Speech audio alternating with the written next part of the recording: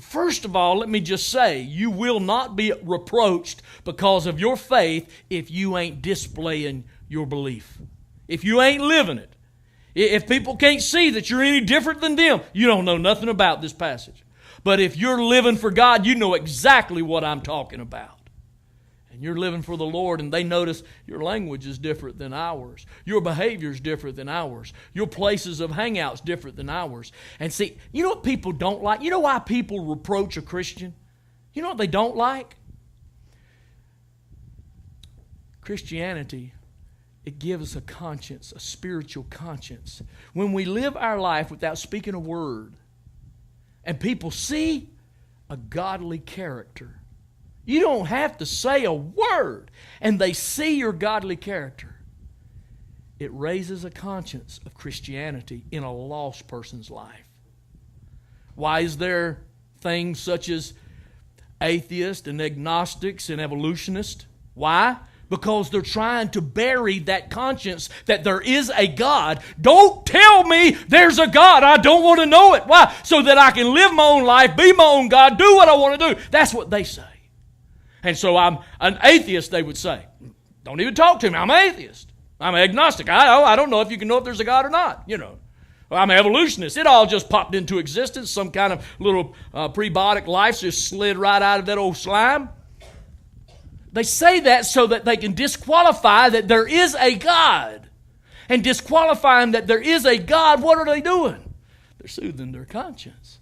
And then along comes you, all happy, in love with Jesus, and just a sweetheart of a person that has grace. And when somebody hurts you, you just act like you're supposed to act, and you got grace in your life. And they look at you and they say, I don't like you. Why? Because you are displaying the attributes of the God they're trying to bury. That's just about fun. I mean, if you stop and think about it, that's just about fun to be able to live the Christian life in such a way that people just get a little bit rubbed about it. But you know what happens? You live for the Lord in spite of the tribulation, in spite of the fiery trials, and you sincerely walk with God. People will look around, and there'll be some that are agitated by you, but others will be inspired by you. That's what happened to me there at Carolina Steel. All those steel workers in there. And rough ones, I'll tell you, rough ones. I remember Rocky. He was a big, tough guy, looked like a mule. I mean, just a big moose. And you know, he went one day, and he's as tough as they come, lived up to the name. And one day he's out there working on a punch, and he got his fingers caught in it, cut two of his fingers off. So he picked up his right fingers with his left hand. He walked into the office and told Mr. McFarland, he says, call my wife, tell her I'll be late for supper tonight. And he held up his right fingers in his left hand.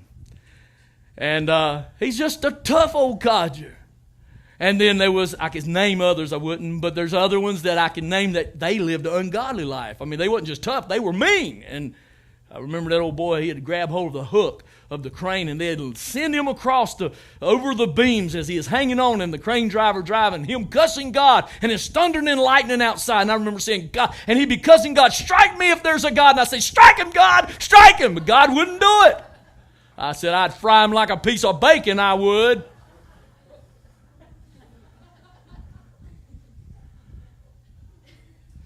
There's all kinds. But then there was this old boy named Steve Wagner there. He was as tough as any of them. But his eyes were soft. And his voice was kind. And he came over to help me as I took that new job there. There was something different about him. Just completely different. And he started talking to me about Jesus. He had my ear because I could see there's something in him that's different. How about you? Is anybody seeing Jesus in your life? And has it mattered so much that it's caused somebody to ask you for a reason of the hope that is in you? Because see, that's the test for a believer.